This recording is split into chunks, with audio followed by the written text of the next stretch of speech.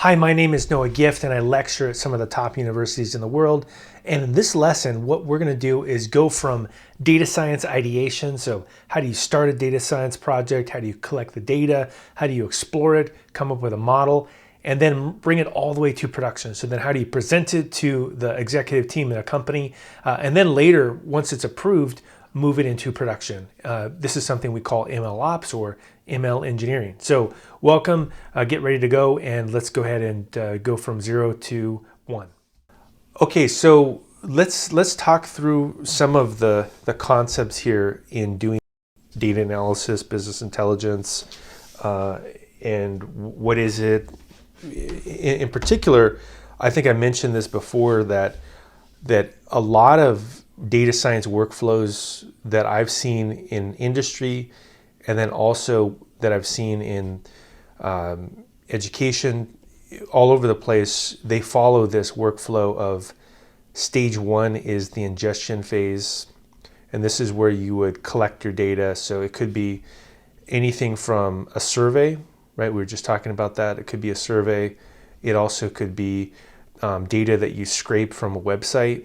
That could be, one of the solutions, or it could be potentially a public data set. There's lots of ways to get this data. Another one would be that your company has it, right? So you have private data from your organization. Maybe it's sales records or health records or something like this. So this would be the first phase of doing data science, and it's important to realize that in this ingestion phase, that a lot of times it can be up to 80% of the work, depending on the domain you're in and what capabilities you have.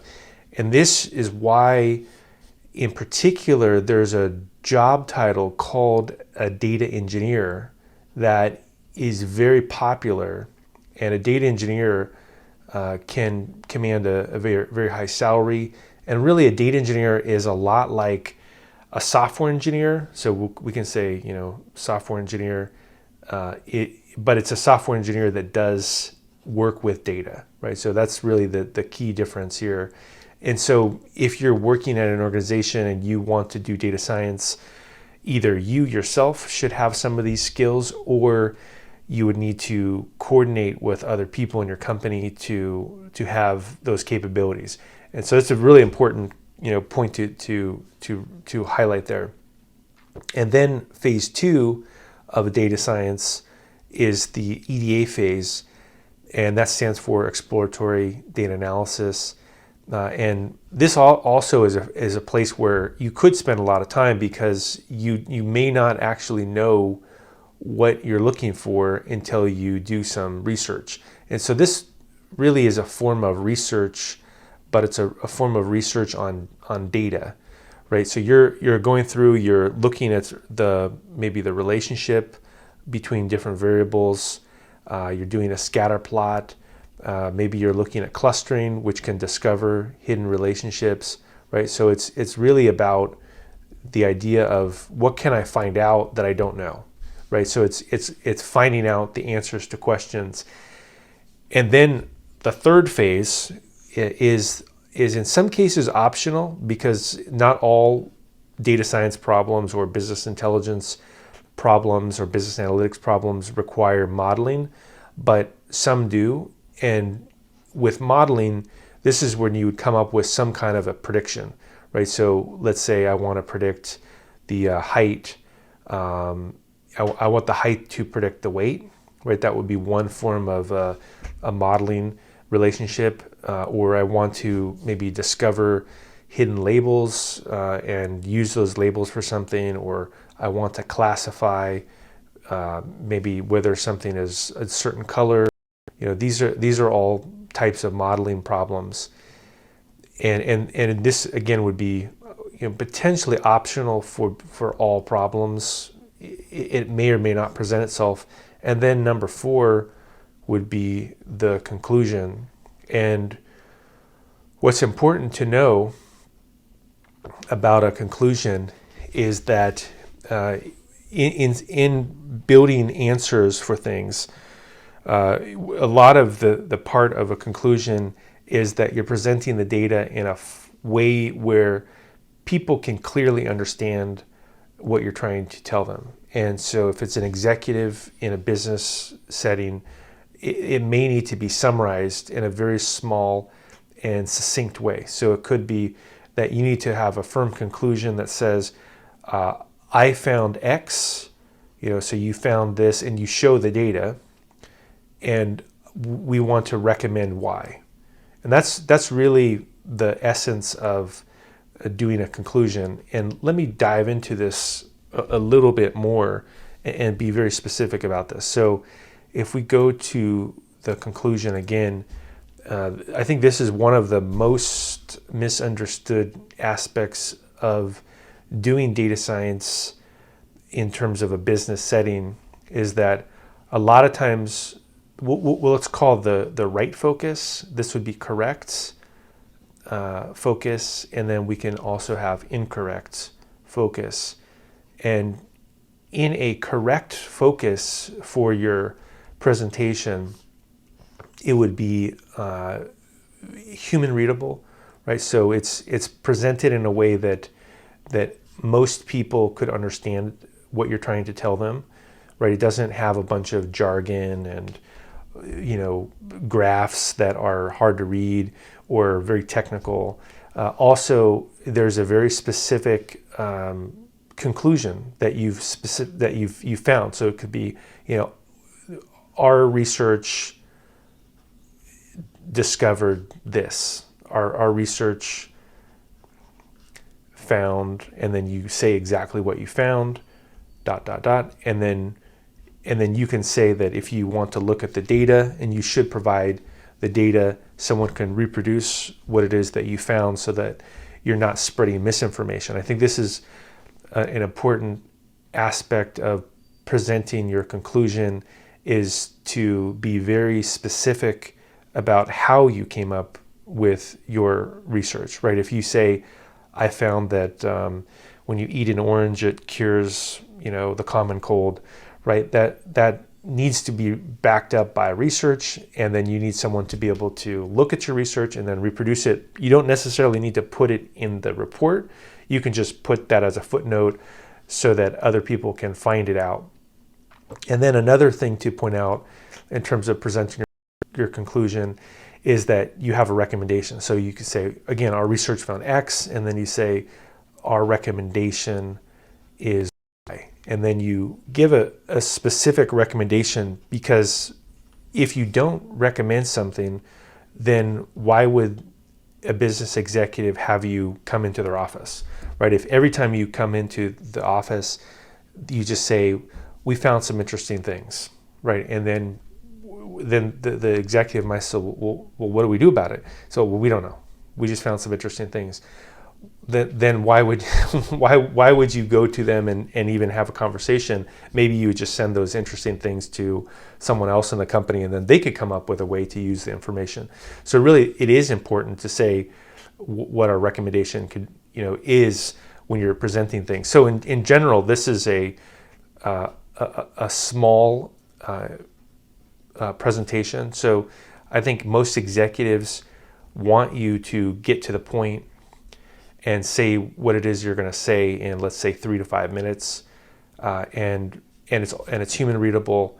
You recommend something, and you highlight that other people in their organization can go and reproduce what you've done. Now, an incorrect one would be that you start out and you start talking about technical jargon immediately. So if you went to, let's say, an executive in a company, and you immediately start talking about R squared. You say, oh, R squared is, 85%, and the AOC is 0.95, and then we looked at the residual values and their X, right? I think that's a great way to lose the attention of the business executive, because they may not want to hear all that information, and you're wasting their time talking about the details without giving them really anything meaningful to do. And then another one would be taking too long, right? So if you are presenting something to a business leader and it's taking 45 minutes, then you may never be invited back again to their office, and they'll maybe after you leave, they say, look, I don't ever want that person back. I'm too busy. They took too long trying to say what they're trying to say. And then another one could be a bad presentation style. And this happens a lot, I think, with PowerPoint in organizations, is that someone will, let's say, get a huge PowerPoint and they'll put all text, recommendation on a PowerPoint, and it could be very difficult to read. So I think it's important to be concise and to be specific, and less is more, I guess, would be the overall theme here. So another question here is, what kind of recommendation would you prefer? Is that a suggestion for the company's long-term sustainable development or the company's existing problem? So let's talk through like a hypothetical situation. So let's say that your, I guess the easy one maybe would be, let's say that you're hired by a big tech firm, right? And so one of these big tech firms, in the US, they're under scrutiny right now. So this big tech firm says, look, we need to get ahead of some of the complaints against our organization. And one of the complaints is that we have increased the prices of homes in, let's say, the Bay Area. And because of that, also the homelessness is really out of control in the Bay Area. And so we need you to investigate this problem and then present us with a solution, right? So that's a very clear issue, which is the big tech companies are worried that the government will come in and do regulation. And so if they can come in and help solve the problem before the government comes in, they may be more in control, right? So that would be the premise. So then how would you go about looking into this problem? So you, as the business analytics person, you could start to do the same thing I talked about. You could say ingestion, and you could do EDA, and then you could do the modeling, and then you could come up with your conclusion. But the first part would be, I would look at potentially the housing prices, over the last 40 years, and we've seen this earlier, that they go like this. So the median housing price in the United States is here, and then in the Bay Area, right, it's exponential. So that's not looking good for the big tech companies. And so maybe one thing to investigate here is why is this the case? And you could get more information about what's happening. And so one of the things that you could present to the big tech executives is, you could say, look, we know that there's exponential rise in housing. So let's just say this is a recommendation. So we could say, we found that the housing prices are exponential.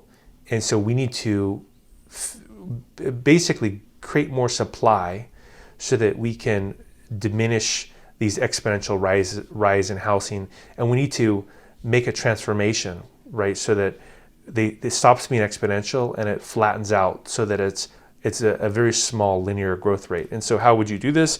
Well, one of the ways that the tech company could do this is the tech company could create the housing themselves, right? So maybe the tech company could go through and they could build enough units so that the housing prices go from exponential growth rate into a linear growth rate. And so this would be increase supply of housing, especially affordable housing, increase affordable housing, right? So that would be a very specific recommendation that you could give that would help potentially solve one of the key issues for these big tech companies.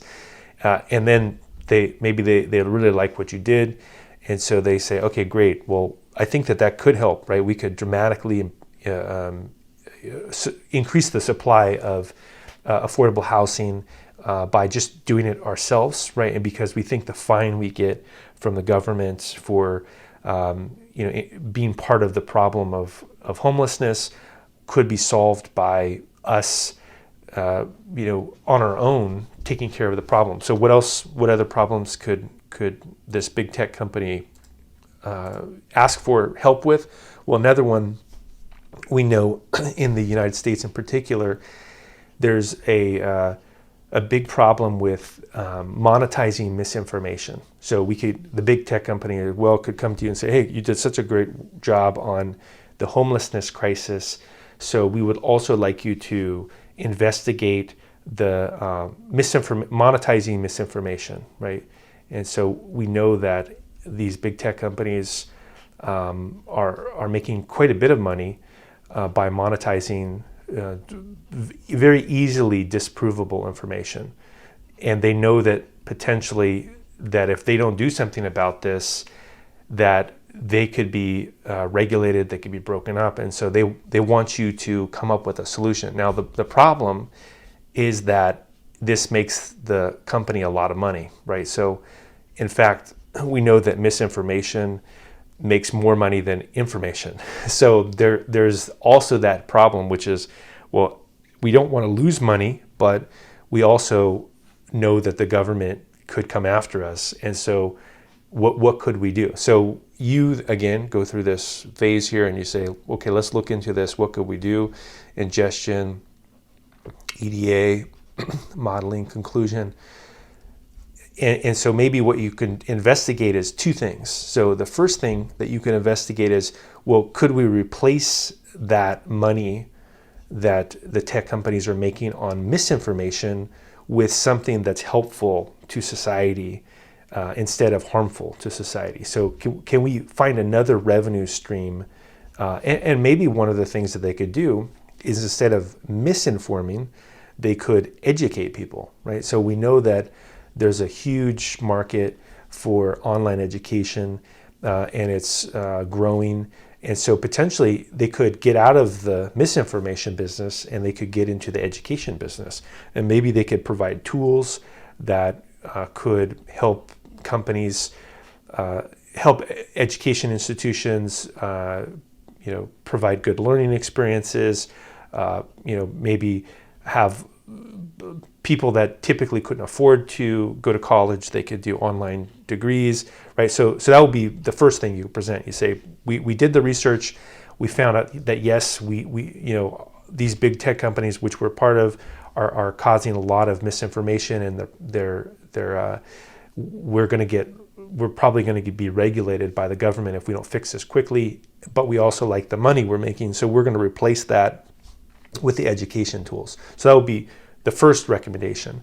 And then the second recommendation would be the misinformation itself. So now that we know we can replace the misinformation, what we could do as well is that we could look at the recommendation engines, the way they're created, and we could actually change the algorithms.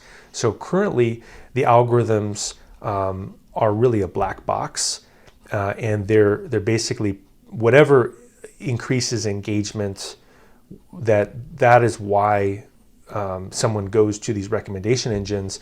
But what if we change the algorithms so that the engagement is not the highest metric?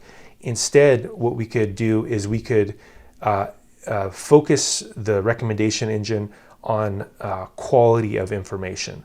And so we could potentially have a scoring system where all information has to be scored. It has to be a certain quality before it can be recommended. That could be one, right? So you could increase the quality. And two, you could also limit people's ability to post material. So, for example, in the United States, YouTube in particular, for years has had problems with toxic comments, racist comments, hateful comments, misinformation comments. We see a lot of those issues in the United States in terms of hate crimes. So if you just limit the ability of people to comment unless there's some kind of a qualification process. And so maybe all commenters have to be qualified to be able to comment on YouTube, right? Maybe there's a 6-month period and you have to go through a series of steps, and then you could comment. So there are solutions that you could present to big tech companies that could potentially help them get out of the problem that they're in before they get broken up, or before they lose a lot of money. And so this could potentially be an idea of what you could present a big tech company. So in general here, I think the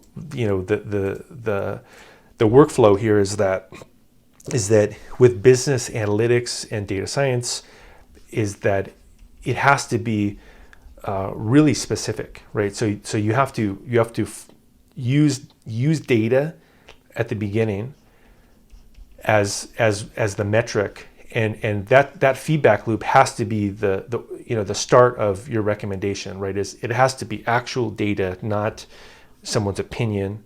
And in fact, the opposite of data would be something that I call HIPPO, and HIPPO stands for the highest paid person's opinion. And so, you could even draw like a big giant hippo here. This is a big hippo. I'm not that great at drawing, but anyway, this is the hippo.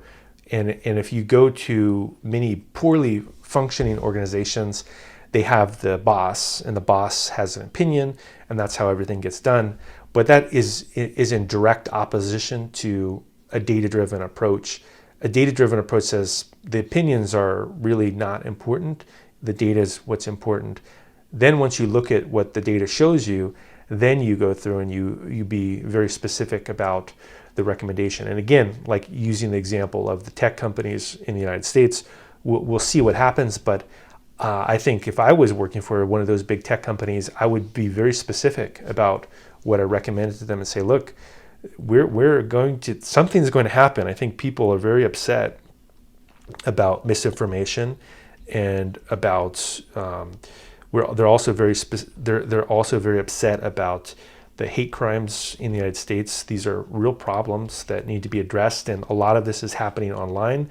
And so we want to do X, we want to do Y, and we want to do Z to help solve those problems.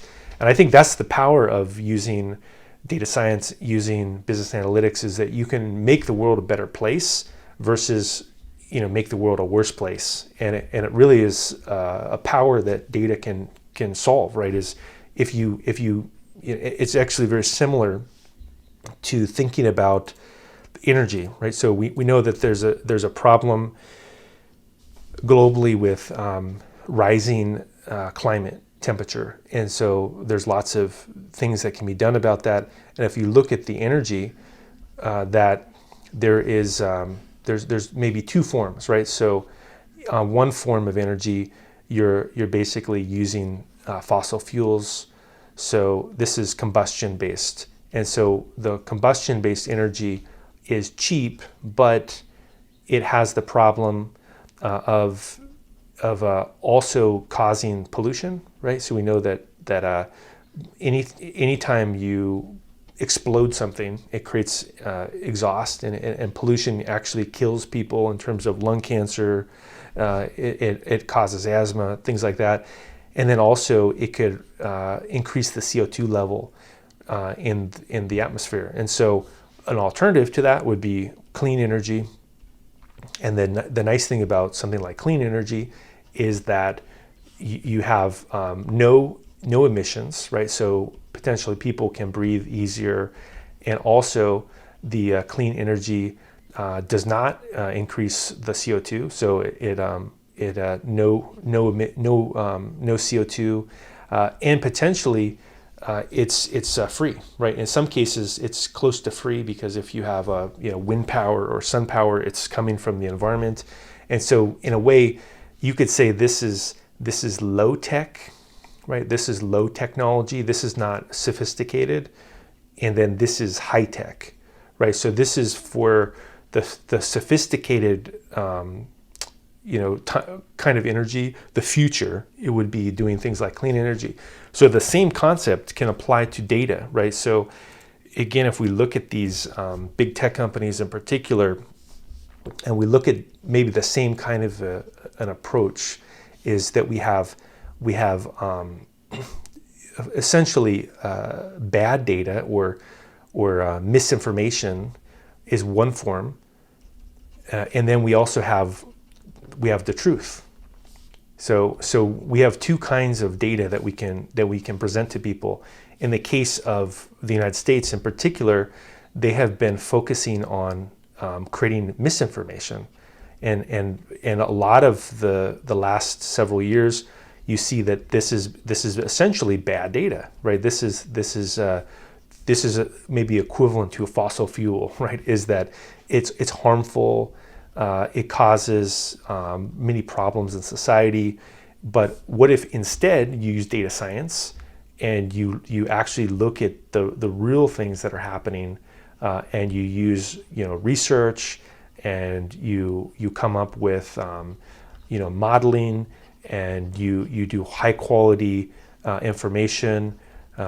All of these are essentially the antidote to this misinformation, which again is kind of like a fossil fuel. This is the fossil fuel of data, and then this is basically the clean energy, right? It's a very similar concept, and so I think this is really important, to be aware of, is that there are these two choices with doing business intelligence and business analytics. Is that on one hand, it's cheap, it's easy to just say false things or to say salacious things that are unprovable, and people make a lot of money on that. But then the way forward is you can also present the real truth, do research, use data science, look at those things that you're looking at, and then help make the world a better place, right? And so we could say that this is basically this is better. You can either make the world a better place, or you can make the world a worse choice with data. And it's really up to the tech companies, it's up to people, it's up to governments to decide what they want to do. It's obviously easy to make a lot of money spreading misinformation. So that's kind of the first high level thing that I wanted to discuss. And then if we get into exploratory data analysis here, let's just really briefly talk about the concepts of how you could present the data to your notebook. This is just one example of doing some exploratory data analysis, is that you would, again, kind of build this phase here where you would maybe download some data from some location. It could be the text of a book, it could be the sales records of a company, it could be maybe health data, it could be anything. Then once you go through here, you go through and you pull all this together, and then that's your ingestion phase. And then if we go to maybe a little bit more detail here, that's kind of the hello world, is that we could look at maybe some different things that we could do. So once we've got the data collected, maybe what we could do is use a tool to do sentiment analysis. And in this particular example, this was the Spacey tool that can do lots of different exploratory data analysis. So let's go ahead and let this download for a second. But basically, you don't know yet what you're going to solve when you're doing data analysis. And in particular, if you notice here that this document similarity here would be one approach that we could solve a problem of, are these authors the same authors? So let's say, for example, again, going back to the misinformation, maybe this could be a technique that tech companies could use. They could find people that spread misinformation, and they could create a unique identifier for those people that spread misinformation, and they could create essentially like a fingerprint. And then every time this person spreads misinformation, you could track them down, and you could say, this is very likely the same person who's spreading misinformation. We fingerprinted the way that they speak. They say certain words, they say certain phrases, and we see that in fact we will not propagate that information. And that could be potentially instead of a traditional recommendation engine, you could have this kind of filtered recommendation engine that would produce high quality recommendations. Same as with visualizations, right? That you can go through here and use these stop words to pull out all of the raw text that is not helpful, like words like the, for example. And this was a technique that we used. And then you could go through here and then create, let's say, a word cloud. So when you're doing the exploratory data analysis, this just shows a text-based exploration, but what's helpful is that it does give you some view of what's happening with the data. And so maybe again, if going back to the misinformation topic, this could be a tool where, let's say that if you were hiring moderators to evaluate the kind of people you would want to promote content, right? So influencers, maybe one of the things that you could do is you could build these tools so the moderators could look at the influencers' content and they could see, are they putting positive messages out that are helpful, that are making the world a better place, or are they focused on poor information or poor quality misinformation, conspiracies, things like this. And then you could show a dashboard, and that could be a tool that the moderator could use to identify. So in this case, really clearly we can see that this book, Old Man on the Sea, boat was a huge role in the book. And in fact, the whole boat was essentially an old man on a boat.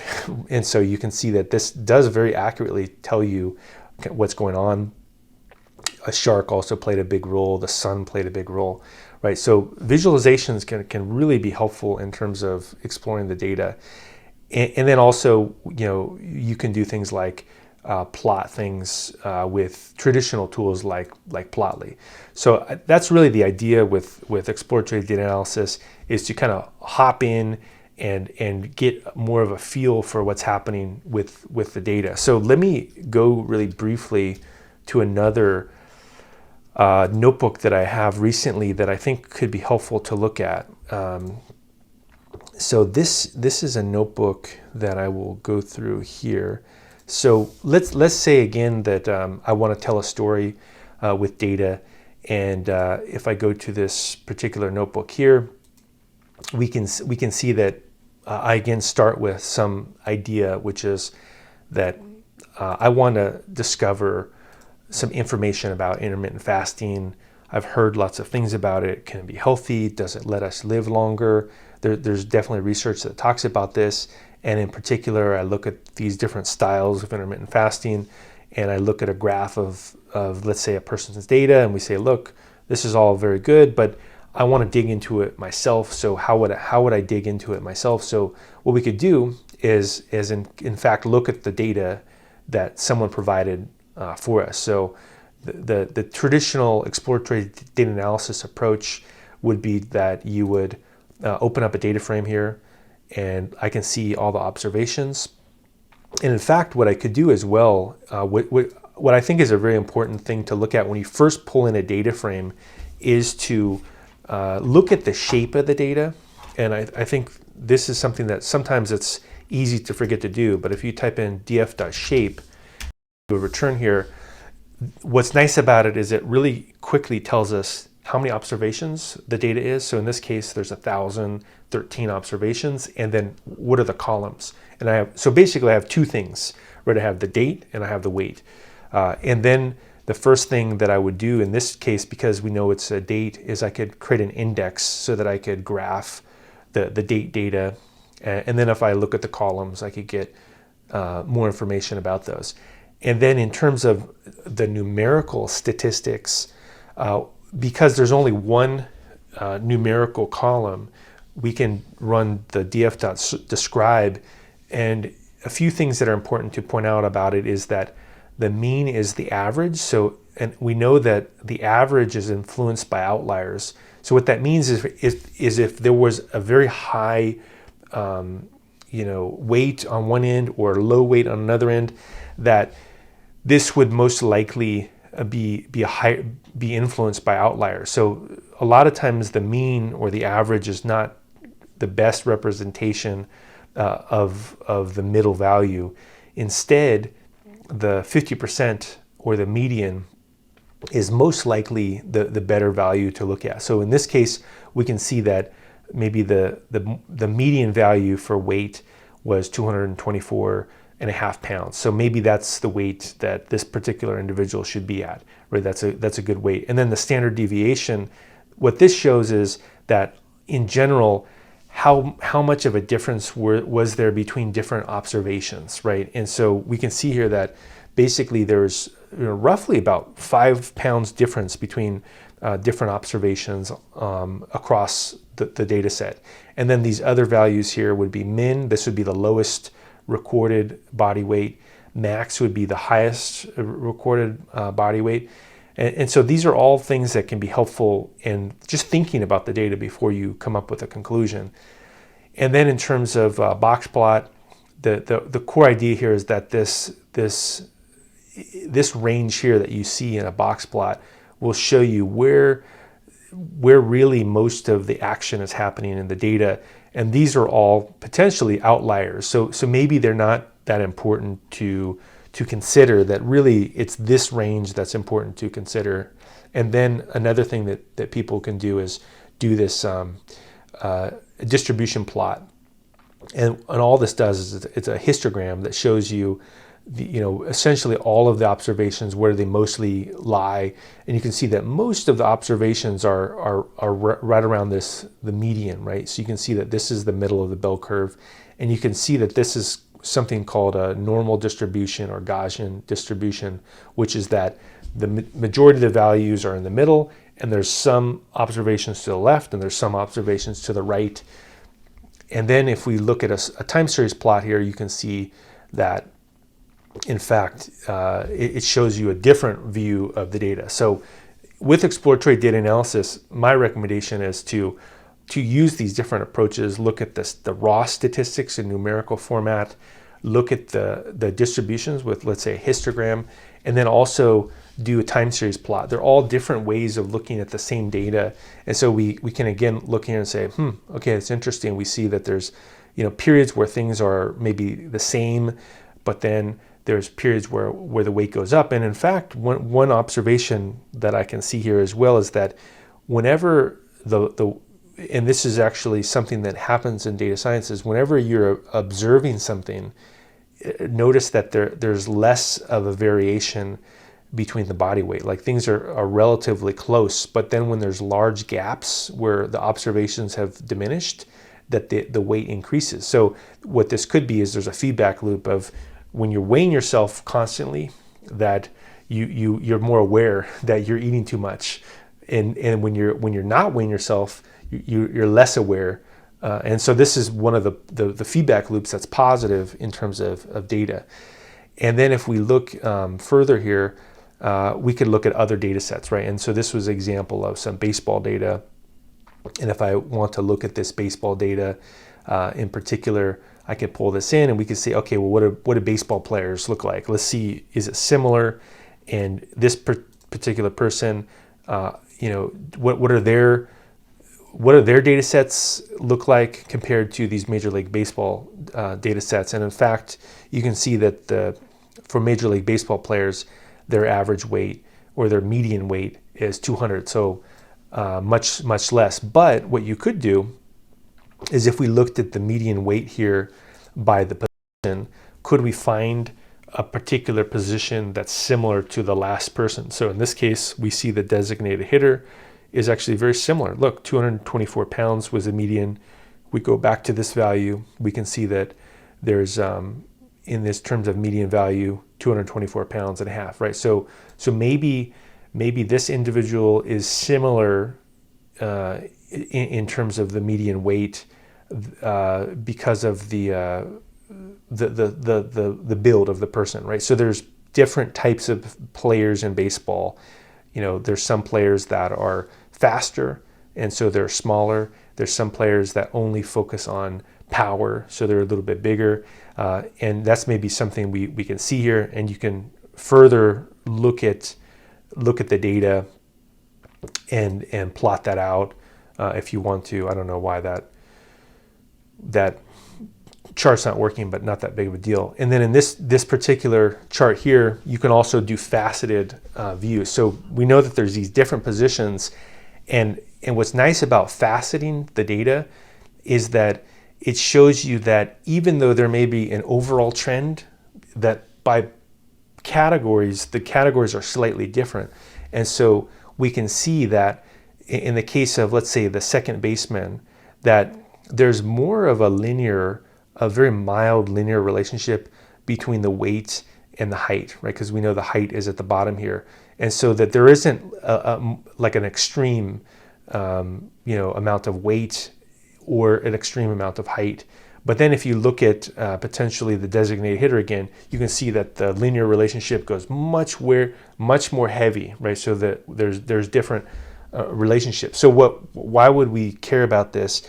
Is that you could potentially look just visually and see that the designated hitter and maybe the third baseman and potentially the first baseman, they all have kind of a similar distribution where they're heavier, weight, and also a little bit bigger.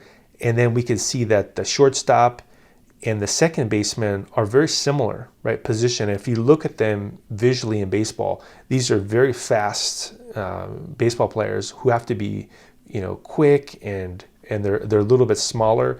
And so there potentially are positions where, let's say that you were making a recommendation to a professional baseball team, you could say that you could hire people that could fit either a second baseman or shortstop position, or if you're hiring people that were the designated hitter, they could also be third baseman or first baseman, right? So you could start to categorize people just by visually looking at the data here. And then if we wanted to go into modeling, right? So we could go to modeling. We would go through first here and shape the data so that we can perform this observation. I don't know why that height is not there, but basically we would go through here and reshape it so that there's the target and then there's the feature. We would split and scale the data. And so all machine learning, for the most part, except for a few exceptions, has to be scaled.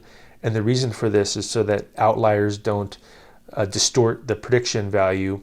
So you can see that the X data is scaled, the Y data is scaled right here. And then finally, we go through here and we run some kind of an algorithm that does a machine learning prediction. In this case, this is a form of regression. This is a ridge regression. And then I go through and I do a prediction. And then finally, I go through and I plot this prediction. And then I scale it back. So this is called inverse transform. And so whenever you transform the data and it becomes between, let's say 1 and 0, that's not human readable. You have to transform it back. And so you can take the original scalar and then scale it back here. And then you can see in this plot, here's the predicted height and the actual height, right? So this is a pretty good pattern that you could use in terms of doing your own predictions, and it's a fairly repeatable pattern. Now, if we look at this accuracy of a linear regression model, you could see here that here's my accuracy rate. So if you wanted to get better and better at the accuracy of, let's say, predicting the height from a weight, what could you do? Well, you could grab more information about Major League Baseball players. For example, this is only 1,000 or so observations. If we could grab 10,000 observations, that might be a way to predict it. We could also grab more features. So those are the two things typically that will increase the accuracy of a model, would be more data or more features. And so maybe what we could also collect is maybe information about, what are the diets of the players potentially, or what country they were from, or what region in the United States they're from. These are all features that might be able to better predict what the height would be. So then if you wanted to go further, maybe another thing to look at would be a different data set. So that's where you start to look at feature engineering, is you try to find other features to put into the model. And so in this case, we could look further here and look at the sugar information. Maybe this could play a role as well. Like maybe sugar intake could play a role in excess weight. And so we would look at the Center for Disease Control in the United States, look at the different sugar attributes here, and we can see that in terms of the less educated, there's a much higher sugar intake than college graduates, right? In general, right? We see that at the extremes, that the max sugar intake is much higher for people that have low educational level, in this case less than high school, versus college graduate. And so we could further look at this by doing some visualizations And in particular, we could do a chart here like this, that we could see the heat map that shows that some states in the United States have very high sugar intakes. The Southeast in particular, and the South has a high sugar intake. And then we could also look at how college has a big role, right? Once you transform the data and you apply college to it. So again, if we want to bring this back to the baseball analogy, maybe what we would look at if we're looking for shortstops, for example, for a Major League Baseball team, we know that they have to be low in body weight because they have to be very fast, and maybe we would want to focus our search on states like California, Arizona, Nevada, maybe that have lower body weight because they're eating maybe a better diet, and so we would have a higher probability potentially of finding those players in those states. And then again, you could kind of go into the data, dig into it, do another visualization, and maybe come up with a conclusion. Maybe this is what we say: is we say 3 times higher sugar intake in college, in high school grads versus college grads. Then you could even go further and say, okay, now that we know this information about how to search for baseball players that are low body weight, maybe we also want to find baseball players that are healthy, that if there's an outbreak of COVID-19, that we could still play because they would be protected. So we could see what are the different areas that we would be able to play games in, and what regions and what regions could we not. So we could look at, let's say, the COVID-19 data. And then if we look at the recent data, so this is actually recent COVID-19 data from New York Times as of just a few days ago. You can see that some of the states that are having the highest outbreaks are different states like Wisconsin, West Virginia, Virginia.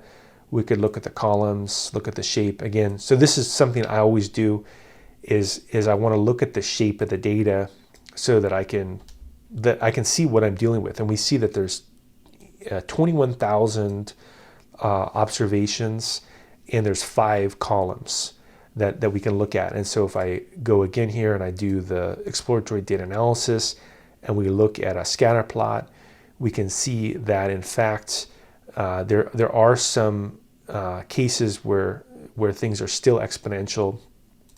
And if we look at a date-based exploratory data analysis, the way you do that is you change the index here to a date time index. And what this does is it allows you to do different filtering. So in this case, I could say, hey, I want to look at the observations from just a couple days ago, right? So 2 days ago. And then from 2 days ago, we can see that these are the different values: Alabama, Alaska, Arizona, California, and we can look at the distribution of the data by date, right? So you can see there's a huge spike, and then later on, there's a different spike. And then in terms of sorting by the highest death and case rate, here we can see that the ones that are recent here, still California, New York, Texas are the big places, our hot spots. So maybe if we were a Major League Baseball team, we say, well, those states, California, New York, Texas, let's avoid those states to have a game. There's too high of a risk of an outbreak, and we could avoid those states. And then if I want to look at a state-based analysis here, we look at some of the top states here. What we could look at is potentially an observation of California, Florida, New York, Pennsylvania, and Texas. And we could present this to the ownership of the baseball team and say, look, these are the 5 states that we should not visit. And we should see here why is that California, look, it's exponential rise in terms of the deaths. And we can see that Texas is also, maybe linear. Florida is linear. New York is starting to become exponential. Pennsylvania. So these are all states maybe that we want to avoid. We'll go to states where they don't have a exponential growth rate in the cases. And you can also look at interactive plot as well. And so interactive plots sometimes can be helpful in that these interactive plots will show you data in a slightly different way, and in particular, we can see that California, maybe it was being exponential, but it looks like maybe it's starting to peak out a little bit as well. And then, further, we could say, okay, we found all that great information out about COVID-19, and so what else could we do? Well, we could also kind of tie that into the other data that we have, like, for example, political information, and then the political information allows us to generate a heat map, and then we could look at other features. So that's typically the data science workflow is you start with a little bit of data and you just keep moving, keep adding more and more features. There's no guarantee that anything you're looking at will even add to the predictive value. And in particular, you can see here that I think many people were surprised that the Democratic-leaning states in particular have more deaths than the Republican-leaning states.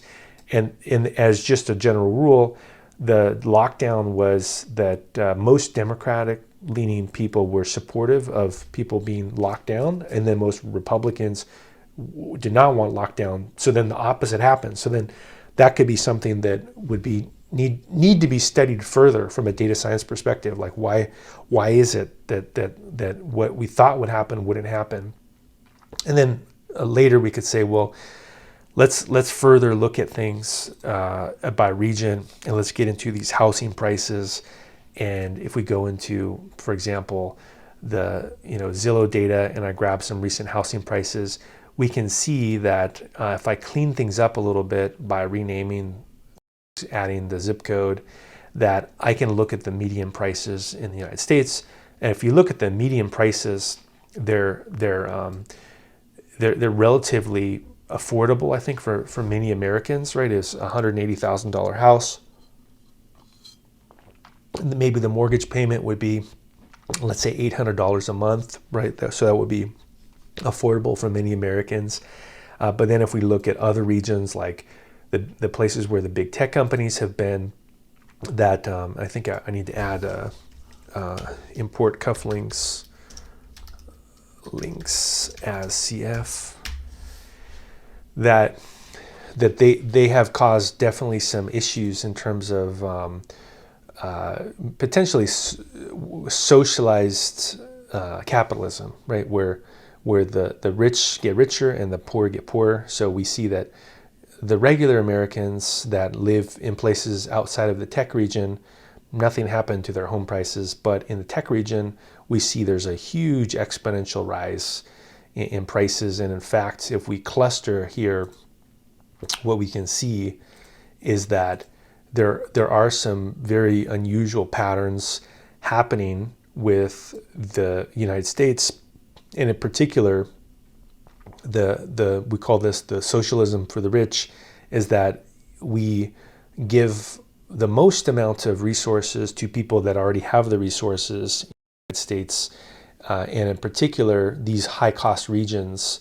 have the way that the tax laws have been set up, that you can see that they're astronomically higher, right? So Atherton is a suburb of Palo Alto, where the richest of the tech elite live, and their home prices have gone up by millions and millions and millions. But then in regular parts of the United States, like Atlanta, Dallas, Philadelphia, Sacramento, they haven't had that kind of impact.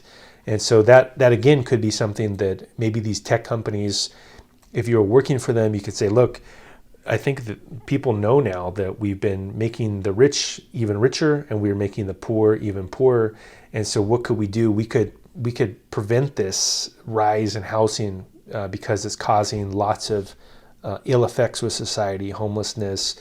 We can't hire people anymore for our companies because most tech workers can't afford a $6 million house, right? You would have to pay someone, maybe $1 million a year to be able to afford a $6 million house. It would be very expensive.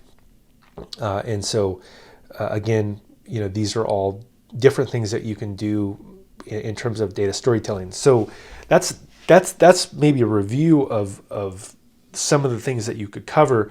But then you could even go a different direction as well, which I'm going to briefly show you here, which is that if you have come up with some ideas for what you want to build, one thing you could do is you could also think about operationalizing your code. So we again have some ideas. We want to present those ideas to the executives in a company. But then what if then, and let me just sketch this out real quick, is if we go to the organization and let's say it's the Major League Baseball players organization, or it's the owner of the team or whatever, we say, look, we found out that here's our recommendation to you. We recommend that we need to find really strong baseball players. So we know that we need more home runs, and so in order to get more home runs, we need to have muscular baseball players, and we also want them to be tall, right? Because we know that that's what the designated hitter was in designated hitter. And so how would we do this? Well, we need to deploy our model to production because we want to find these people. And so this is where an area that I'm focused on right now, it's called MLOps. And what MLOps does is it means that you're taking your recommendations in terms of a prediction and we're putting it into production. And why would you care about putting it into production? Well, the core idea here is that when it goes into production, you can actually act upon that information. So I mentioned that the recommendation is important because the business can do something about it. But in particular, when you put it into production, you can actually act on it at scale. So many people can use your predictions. So that's the point of doing MLOps is so that an organization can use that machine learning. And so there's some examples here I have of doing MLOps. And so there's a whole notebook here called Python MLOps. And in general, how would you build this out if you wanted to deploy a model into production? So really, the idea would be that you would need to take that last example, and let's take a look at it, and you would need to tweak it a little bit so that you could convert that model and save it, right, as an artifact. And so if we look at this particular example here, that here's again our data set. We look at the shape, we find all this data out, right? We clean the data, we do our exploratory data analysis, we look at the positions. But what I want to do after this is that I do the faceted plot, all this stuff, but is that I want to model it. Here we go, we'll go to the model, do all the things that we do for, whoops, here we go, there we go. There we go. Is I want to scale the data, right? We go through here, we scale the data. But I also, and then I split it, and you can see how I split the data into, we save 10% of it. I fit the model, and then I test out what it would look like predicted. I plot the predictions here, and then I print the accuracy. And now here's the part where we operationalize it, is I dump the model out as a file. And that's really the start of doing MLOps, is once it's into a file, then I can verify what it would look like if I loaded it back in from some kind of a script. And so we can do this again. I think I run this, and then run this. There we go. And then I can just verify, okay, if I loaded it from a disk and I gave it to some location, what would it look like? Notice I have to scale the input again. And you can see here that I do an inverse transform, and then I can see my results. So if I go back to this project, that's this file right here, which is the machine learning model file. And then if I want to put this into production somewhere, I could build a web application. And here's an example of what the web application would look like. It's called app.py. And I go here and I say from Flask, import Flask. And this is really some boilerplate code for building a web application. And I say import MLOps.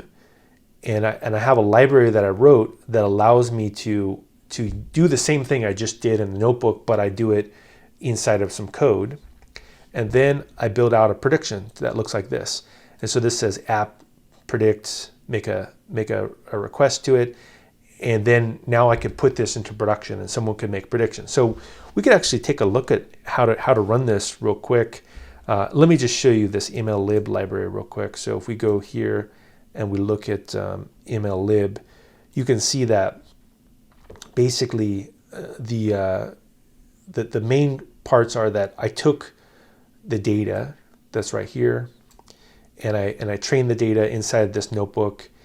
I format the values, I scale the data. This is all the stuff we did in the notebook, but I'm converting it into a Python project. I scale the target data, I take the height, I make it human readable, I create a payload here, and then I do a prediction. So all these things are usable by this application, which all I need to do is just do this. I just say import MLlib, and then I say mllib.predict. And just a few lines of code, it makes a web application. So how could we run this? Well, let's go to AWS here, and let's open up a development environment. So I'm going to use Cloud9 here, which is a development environment.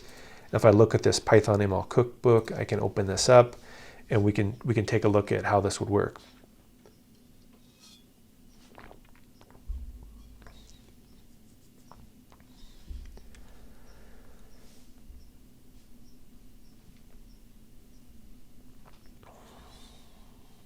So it'll take just a second to load this.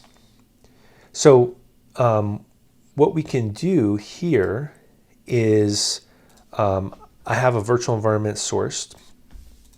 And so what I'm going to do is that I'm going to cd into this Python MLOps cookbook here. And notice that I have a makefile set up that this is what I typically do in a more of a software engineering style project. Is I have an installation step, I have a test step, a format step, a lint step. And so what this means is that someone could just pull my project out. So you could do the same thing. You could just pull this project out, say, git pull like this, and then you could just say make all. And this will install the software and test it so we can see if it works. So does it work? Let's double check real quick. I'm testing my library that does machine learning. I'm testing a command line tool that does machine learning, and I'm also testing the web application. There we go. All of it is, we have tests that cover it. All the tests are passing, great. So now I can actually test this application out. And so to do that, I can say Python app.py, just like this. And then this will run a web server that will be ready for making predictions. So I can test it out by going to this window here. And there's a couple different ways that we could test this out. I actually wrote a very small prediction. And so you can see here that this is just a shell command that says, pass in the value that I want to look for, which is weight, which is 200, and give it to my web service. So let's go ahead and run this. So if I go into this directory here, and I type in predict, there we go. So it did a prediction, and it comes back and it says, if you weigh 200 pounds and you're a Major League Baseball player, we would predict that you would be about 6'2", right? So it takes the height, which is 73.1. So what if I wanted to do more kinds of predictions? And notice that if I go to this window here, look, it's printing out the result. So you can see that it's been called. So if I call it again, by doing this prediction, you can see that it'll keep returning back predictions, and then my web application, look, it's coming up with the solutions here. So pretty neat that we've got all that stuff running, and what I can do is also do the same thing from a command line tool,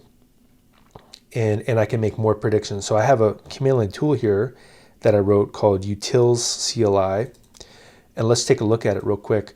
is that it can retrain the model if I wanted to add new data, or it also could do a prediction against our host here, right? So it says by default, it'll pass in 225 pounds, and it makes a prediction to the endpoint. And it does this by using a library called request in Python. So this would be potentially a tool that you could use, after you deployed your web application to test it.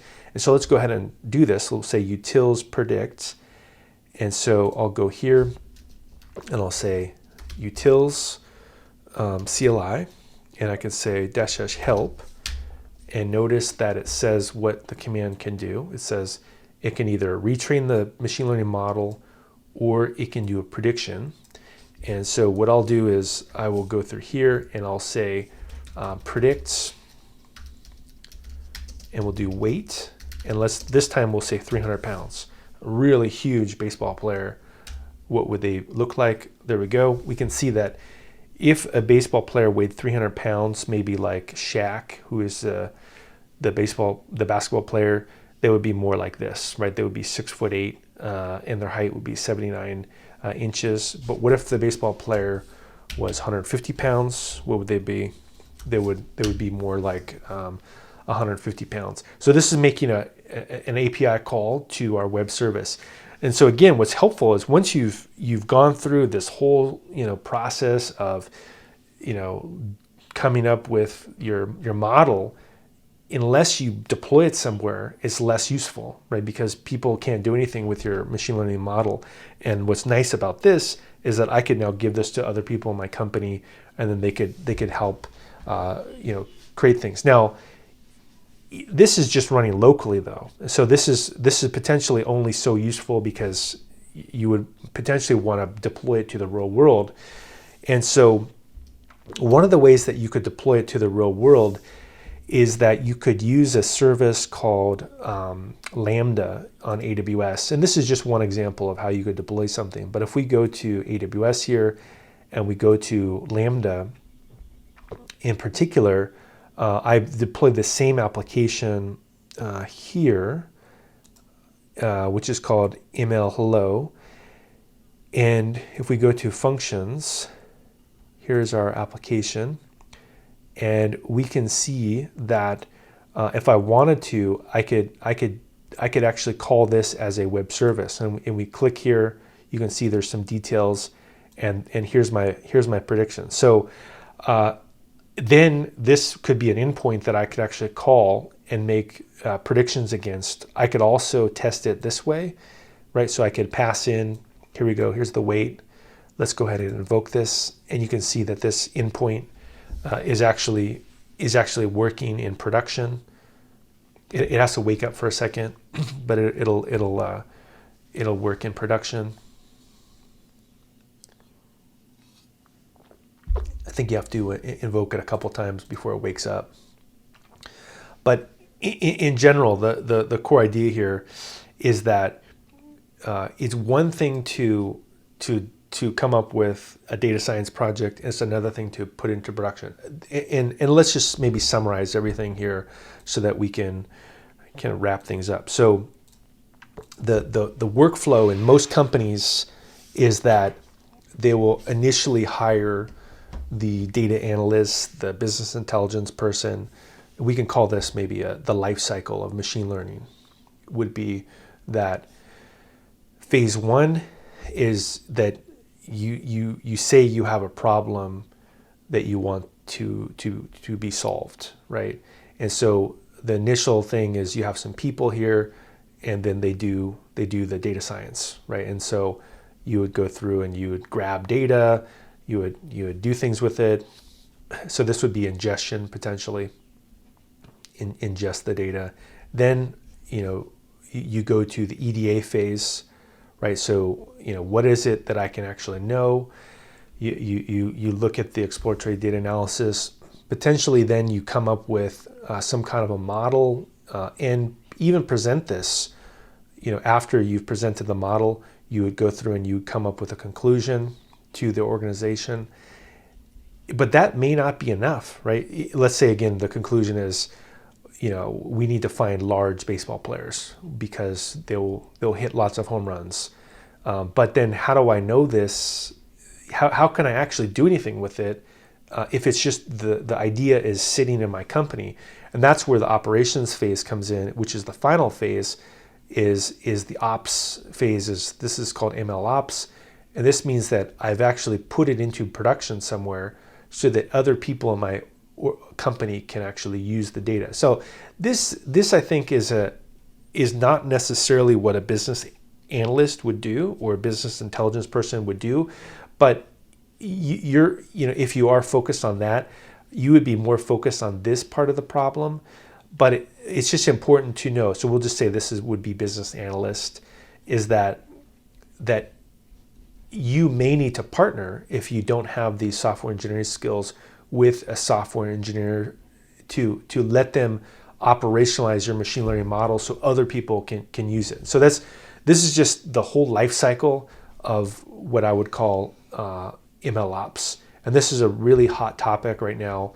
And many people are talking about this, is that we used to only focus on more of the research, and now a lot of organizations are focused on also putting it into production, because when you put it into production, it means you can act upon the data and you can do something about it. So that could be another thing that you could present to a business stakeholder, is you could either give them a prototype of the thing that you're building, or you could recommend, as one of your recommendations, is that we can predict what kind of baseball players we want to hire for our organization. And the next step is that the software engineering team will need to take our model, here's our model, and they'll need to put it into production so that we can have other people look for these types of baseball players because we have a good prediction. So your conclusion that recommends something could be beyond just the data itself and the machine learning prediction, but it also could be, let's put this into production. All right, so you've gone from 0 to 1, getting something into production, and really let's do a small recap here. So first, when you're collecting your data, that would be the ingestion phase. When you explore it, that's EDA. Modeling, that'd be the modeling phase. And then conclusion, you want to have a firm recommendation and then some kind of an action for your organization to take. Then finally, once you're approved, things are looking good, you would put that into production. That's called MLOps. So that's the operationalization of a machine learning model. And then later, you want to go back and make sure that that model is actually performing the way you expect. So really, you can very quickly get results into production if you follow the basic data science approach and then later operationalize it using MLOps.